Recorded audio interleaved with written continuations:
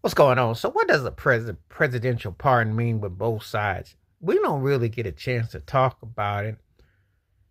Biden signed all those last second ones. Trump's going to do his. What does it really in detail? And why does it never ever seem to benefit anybody that's in the modern context? Because basically, it's kind of comical in the sense that if we're going to pardon somebody, shouldn't they benefit it while they're amongst their early stages of their lives?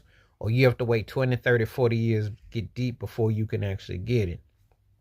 It's kind of a trip when I think about it because uh, I've noticed that these pardons happen, but who do they benefit? Who benefits from getting a pardon? Who's the one that's gonna get benefit from it? It's kind of like the totality. And then the pardons are kind of like awards. You know, like when you see a lifetime achievement at a Grammy or Academy Award or American Music Award and all that, they almost like feel like an award to acknowledge something that isn't what I would call um I don't know, the depths, the magnitude of something that would be relevant. But they tend to take a life of, I don't know, it's a bit much. You want to kind of put your finger on it, but you can't quite.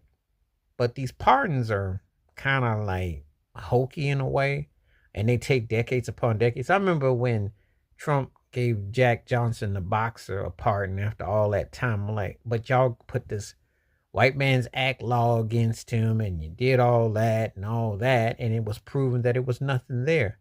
So why did you do all that? What was the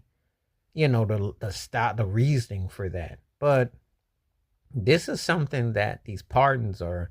A lot of people get pardoned, and it's when it's non-violent. Why isn't it there's more not done to push that? Why does it take so long to get that implemented? Why we just sit around and we wonder, why is that? What is the significance of it if you're not going to, um, you know,